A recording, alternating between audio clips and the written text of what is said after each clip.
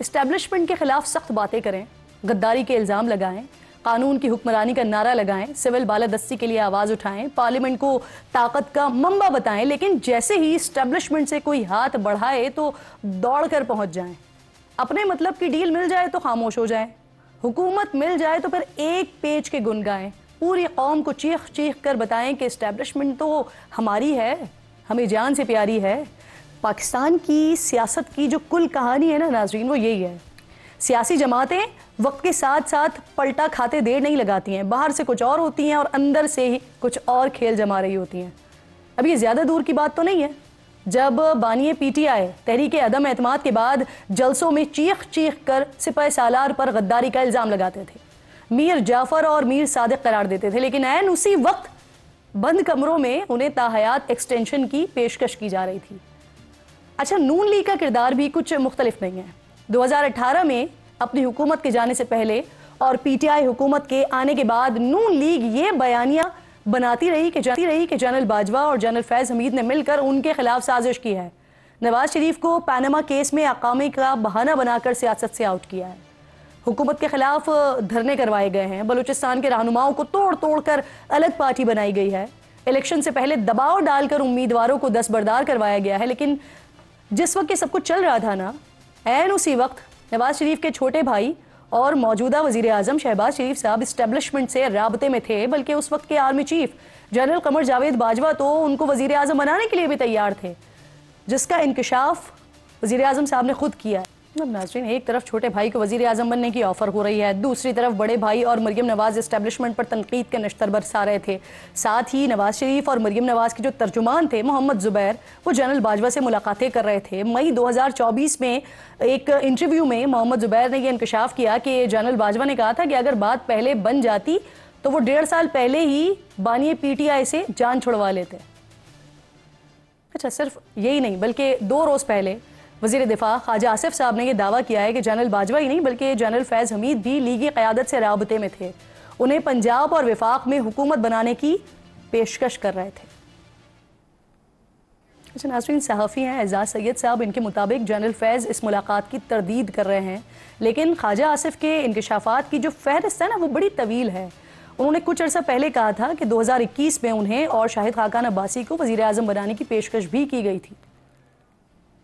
तो जिस दौर हुकूमत में ये मुलाकातें हो रही थी, उसी दौर में मरियम नवाज़ फैज़ हमीद के खिलाफ अदालत का दरवाज़ा खटखटा रही थी, बल्कि मुस्लिम लीग नून तो दावा करती रही कि फैज़ हमीद और इमरान खान का गठजोड़ इतना ख़तरनाक था कि उनकी जमात को सियासत से ही आउट कर दिया जाता।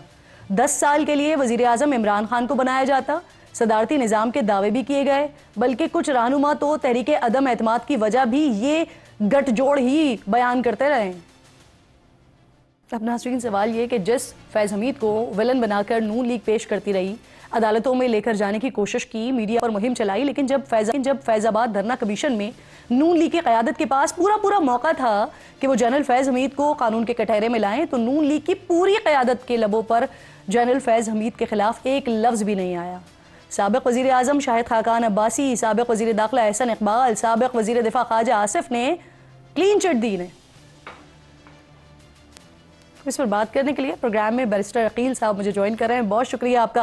पाकिस्तान तहरीक इंसाफ से भी मेरे साथ मेहमान मौजूद होंगे, ज़रका तैमूर साहिबा ज्वाइन करेंगी, आपकी भी शुक्रगुजार हूँ। ज़रका साहिबा, सबसे पहले तो ये बता दीजिए, ये जो अभी स्टेटमेंट आया है, बात हो रही है, इमरान खान तो जनरल फैज़ को अपनी आंखें और कान बताया करते थे मैडम, ख्वाजा आसिफ तो कुछ और बता रहे हैं, बल्कि मौलाना भी कह चुके हैं कि तहरीक अदम एतमाद के वक्त जनरल रिटायर्ड फैज़ हमीद जो है वो राबते में थे।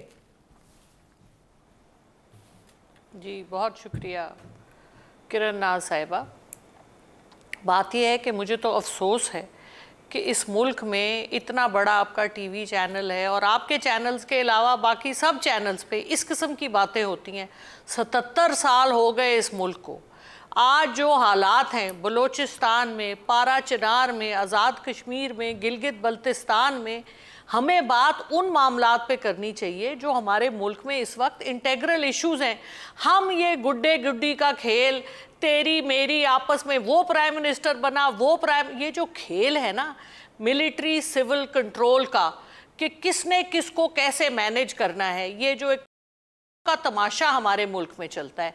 मेरे जैसे लोग तो हमारी तौबा है तमाशे से, एक मकरूह तमाशा है ये, जिसमें आप अशराफिया को सर पे बिठा रहे हैं 77 सालों से, जो इस मुल्क के अवाम का खून चूस रहे हैं, जिन्होंने बोटी बोटी नोच ली है अवाम की, और शर्म इनको अभी तक नहीं आती। और हम लगातार उन्हीं के तमाशे में उन्हीं को हीरो बनाते हैं, एक को दूसरे के खिलाफ पिट करते हैं। सारे एक जैसे हैं माजरत के साथ, क्या सियासतदान हो, क्या आपकी सिविल ब्यूरोक्रेसी हो, क्या आपकी मिलिट्री ब्यूरोक्रेसी हो, क्या आपकी जुडिशरी हो इसमें, और क्या आपके बिजनेसमैन हो, everybody is involved in this very bad situation in Pakistan. उसका सही लफ्ज़ मैंने इस्तेमाल किया तो आप टीवी पे उसको सेंसर कर देंगे।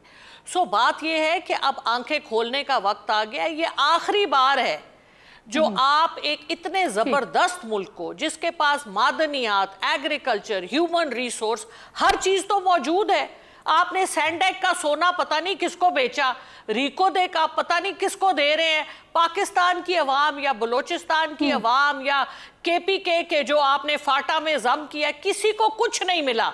सिर्फ कुछ लोग जो पहले वो 20 खानदान होते थे, अब वो सो कॉल्ड 40 खानदान है, मुझे नहीं पता, मुझे तो ये पता है अशराफिया हैं जो इस मुल्क को खा रहे हैं। तो मुल्क के 24 करोड़ अवाम को उनका हक दीजिए, इन चीजों पे प्रोग्राम कीजिए ताकि लोग देखें। लोग यूट्यूब देखते हैं, लोग देखना ही नहीं चाहते हमारे स्टैंडर्ड पाकिस्तानी टेलीविजन, क्योंकि उसमें अवाम के मसाइल का तो जिक्र ही नहीं होता। उधर जी कभी ये वाला हीरो, ये इस पार्टी का, वो साहिबा, I'm glad to hear कि आप भी ये अंडरस्टैंड करेंगे और आप ये मान रही हैं कि कंसिस्टेंसी बरकरार रही, यानी पिछले कुछ 3, 4, 5 सालों में भी इसमें ब्रेक नहीं आया, ये जो कुछ होता रहा ये कंसिस्टेंसी बरकरार रही है। ये अच्छी बात है कि आप इसको अग्री कर रही हैं। जरका साहिबा, आप लोगों की तरफ से सर मैडम ये ऐलान किया गया कि ग्रैंड अपोजिशन अलायंस बनाने जा रहे हैं।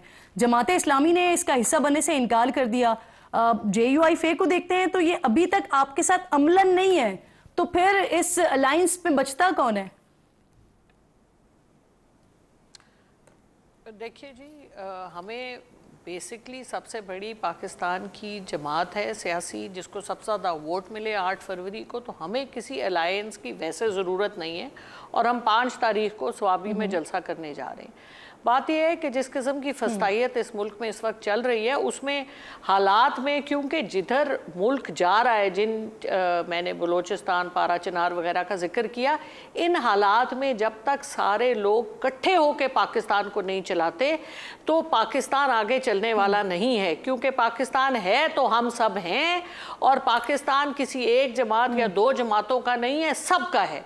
तो सब लोग इकट्ठे बैठ के इस मुल्क को आगे लेके चलेंगे। बेसिक प्रॉब्लम यह है कि यहाँ पे अवाम को उनका हक नहीं मिलता, और जो लोग हुक्मरान बिल वास्ता या बिला वास्ता बनते हैं, या जो पाकिस्तान को बेचते हैं अपने जाती मफाद के लिए, उन लोगों के साथ अवाम चाहती है कि उनको अपना हक मिले, और हम सबको इस वक्त इसी की तरफ जाना चाहिए। तो अब पार्टियां मिलती हैं नहीं मिलती, उनके अपने मफादात हैं, हमारे फिर भी उनके लिए नेक ख्वाहिशात हैं।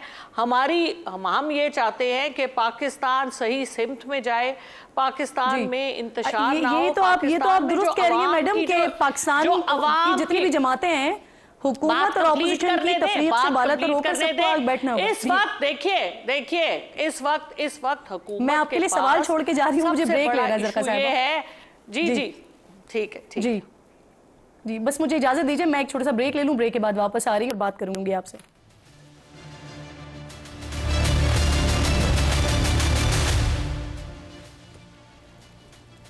वेलकम बैक वंस अगेन जी। मेरे दोनों मौजूद मेहमान प्रोग्राम में साथ मौजूद है। जरका साहिबा, आपके लिए एक तो मैं सवाल छोड़ के गई थी, दूसरा ये ख्वाजा आसिफ साहब कह रहे हैं कि आप लोगों की तरफ से महमूद खान अचकजई को नुमाइंदा मुकर्रर किया गया है एस्टेब्लिशमेंट से बात करने के लिए, लेकिन उन्होंने इनकार कर दिया है। तो क्या अचकजई साहब से इस हवाले से बात हुई है आप लोगों की कोई? किरण नाज साहिबा, अचकजई साहब हमारे प्रेसिडेंट के भी उम्मीदवार थे और बहुत मुदब्बर सियासतदान हैं। बात यह है कि जो इस्टेब्लिशमेंट या जो राब्ते हैं वो तो खान साहब से जेल में डायरेक्ट भी हो रहे हैं, पब्लिक में उसका डिस्क्लोजर नहीं हो रहा, लेकिन क्योंकि खान साहब किसी डील करने के लिए तैयार नहीं है, इसलिए ये चीज़ें पब्लिक में नहीं आ रही। और ये अभी नहीं हो रहा, ये बड़े अरसे से चल रहा है। कल हामिद मीर साहब ने भी इसके बारे में और 12 वो इस पर बात कर चुके हैं। सो बात ये है कि इस वक्त जो अच्छा, ये क्लेम सिर्फ आप लोगों की तरफ से आ रहा है जरका साहिबा, और आप ये कह रही हैं कि जेल में खान साहब से राब्ते हैं। मैं ये कह रही हूँ कि खान साहब के पास बारहा लोग गए हैं और ये कई महीनों से चल रहा है, लेकिन चूंकि खान साहब डील करके ना मुल्क से बाहर गए, ना उन्होंने जिस तरह बाकी यहाँ पे हमारे लीडरान करते रहे हैं, कोई बीमारी का बहाना करके अस्पताल चले जाता है, कोई मुल्क से बाहर चला जाता है, तो ये जो तरीके हैं उन्होंने क्योंकि ये रास्ता नहीं अपनाया, इसलिए समझ नहीं आ रहा कि किधर जाना है, क्योंकि वो चाहते हैं जो भी डिमांड। जी मुझे बता के तो कोई नहीं गया, लेकिन देखिए मैं तो आपको वही बातें बता रही हूँ जो मैंने आपके ही चैनल्स पे आपके ही हामिद मीर साहब से सुनी। आप भी उनकी बात सुन ले वो क्या कह रहे हैं जी। तो बात ये है कि ये सब मैं उन्हीं की बात सुनते हुए ही आपसे सवाल कर रही हूँ। जो बात मैं पहले कर रही थी जी जो बात मैं पहले कर रही थी जी हाँ, जो बात मैं पहले कर रही थी, हम इसको जरा मुकम्मल कर लेना, फिर आप अपनी बात मुकम्मल कर लीजिएगा। मैं इसी वजह से आपसे ये बात पूछ रही हूँ क्योंकि बानिए पीटीआई तो कह रहे हैं कि एस्टैब्लिशमेंट अपना नुमाइंदा मुकर्रर करे क्योंकि वो मुज़ाकरात चाहते हैं। तो अगर ऑलरेडी मुज़ाकरात हो रहे हैं तो फिर वो ये बात क्यों कर रहे हैं? देखिए कोई फॉर्मल गुफ्तगू तो नहीं हो रही ना, फॉर्मल बातचीत तो नहीं हो रही जो कि पब्लिक हो। बात जब होती है जब आप बात को पब्लिक करते हैं, पब्लिक जब नहीं हो रही बात, तो इसलिए खान साहब का ये कहना बिल्कुल दुरुस्त है कि आप एक फॉर्मल पब्लिक ट्रांसपेरेंट बात करें, मुज़ाकरात करें, तो वो तो होने चाहिए। क्योंकि जिस तरह से आपने इमरान खान साहब को जेल में रखा हुआ है 200 जाली केसेस के बाद, जो कि क्योंकि उनमें कोई फेयर ट्रायल जब होता है तो वो ख़त्म हो जाते हैं, और इस वक्त वो उनको बेल के बावजूद जेल में रखा गया है, जो भी और तोशाखाना के एक्स्ट्रा केसेस करके।